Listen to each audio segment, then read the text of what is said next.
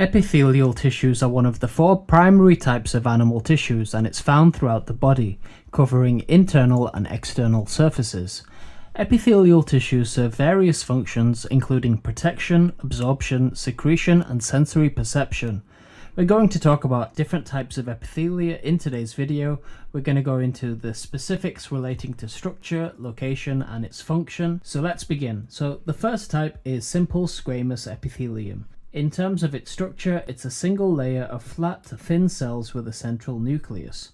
In terms of its location, it's found in areas where diffusion and filtration are essential, such as the alveoli of the lungs, the walls of the capillaries, and the lining of blood and lymphatic vessels. Its function is to facilitate the exchanges of gases, nutrients, and waste products through its thin structure. The second type is simple cuboidal epithelium. Now, the structure of this is it's a single layer of cube-shaped cells with a round nucleus in the center. In terms of its location, it's found in kidney tubules, the surface of the ovaries, and various glands like the thyroid gland and the salivary glands. In terms of function, the simple cuboidal epithelium is involved in absorption, secretion, and the formation of glandular tissue. Simple columnar epithelium. This is the third type that we're going to talk about today.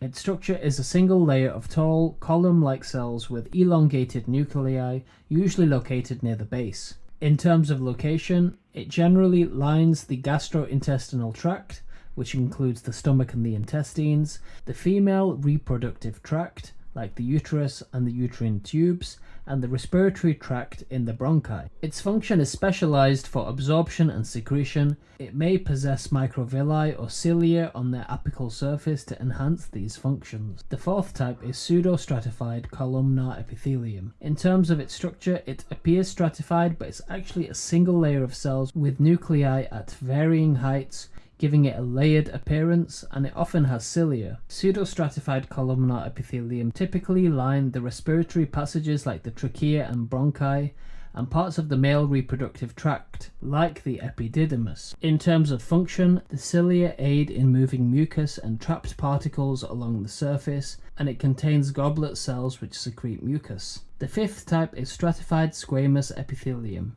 Now, the structure of stratified squamous epithelium, there's multiple layers of flat cells in the apical layers, with deeper layers containing cuboidal or columnar cells. Its location is found in the skin, in the epidermis, the lining of the oral cavity, esophagus, vagina, and anal canal. Its function is that it provides protection against abrasion, pathogens, and dehydration.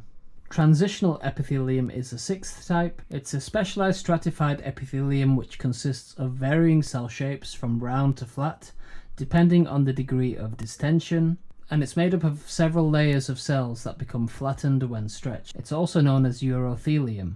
Transitional epithelium lines the urinary bladder, the ureters, and part of the urethra. Its function is that it allows for stretching and recoiling of the urinary organs as they fill and empty. The seventh type of epithelium is stratified cuboidal and stratified columnar epithelia. Now, these are rare types consisting of multiple layers of cuboidal or columnar cells. Stratified cuboidal can be found in the larger ducts of some glands, and stratified columnar is found in certain parts of the male urethra. The main function of these two are primarily protective functions. So we've made it all the way to the end of the video. If you found this video useful, leave a 100 emoji. If you have any questions about epithelium, leave them in the comment section below. Make sure you like, comment, and subscribe, and thank you for watching.